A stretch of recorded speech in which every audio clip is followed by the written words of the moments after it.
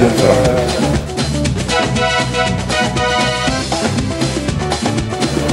فرح ليه؟ ألف مبروك فرح. هتحبي تقولي ايه لاي عروسين بيتجوزوا؟ بقول لهم تعملوا كده يعني. بقول لها طبعا الف مبروك، وبقول لعريس الف مبروك، وبقول لكم ان شاء الله تبقوا حياه سعيده، وخدوا بالكم ان الحياه مسؤوليه، مش هزار. فحاولوا تنبسطوا قوي وتشوفوا اللي يريحكم وتتنازلوا شويه، انت تتنازل شويه وهي تتنازل شويه، والحياه هتعدي. يلا فرحه يعني؟ يلا فرحه.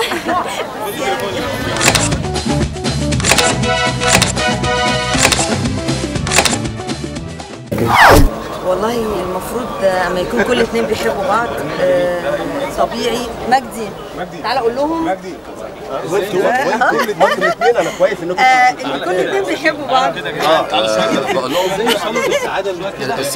نمره واحد التفاهم والاتفاق والحب دايما يبقى مستمر في البيت، ومفيش لحظات ملل، دايما جدد لحظات الملل، دايما خد مراتك واخرج. انا ما بعملش ده طبعا معاها خالص.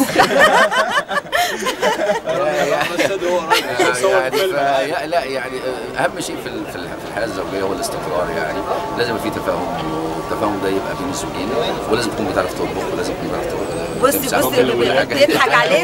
بيضحك عليكم لانه مش بيقولوا اقرب طريق لقلب الراجل معدته. ما يحصلش ابدا، لان كل ما اعمل اكل بيحصل مشكله لمجدي ويعمل معايا مشكله ويقول لي الجواز مش كده. يلا فرحه، ويلا بهجه، ويلا ابتسامه، ويلا حب، ويلا سعاده، ويلا نخلف عيال. كل ده في يلا فرحه. كل ده في يلا فرحه. يعني طبعا هو في عندنا مشكله في مصر ان جواز العقل. انا بقول ده هو يعني انا ما بنصحش بيه. لو عايزه الحياه تبقى سعيده لازم تتجوزي عن حب، لان الحب هو اللي هيخليكي تستحملي حاجات كتير.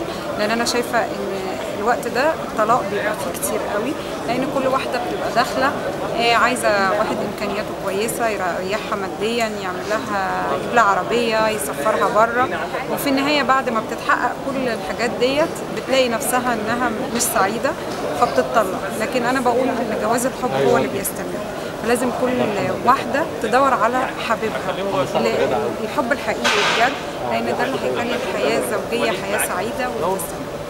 اخترتي اللي بتحبيه. لو اخترتي اللي تحبيه هتعمري. ربنا يخليكي والف مبروك. احييكي على الفكره ديت، انك تخلي كل نجوم الفن يهنوكوا يوم فرحكم، فدي فكره كويسه وعندكم دماغ جامده جدا.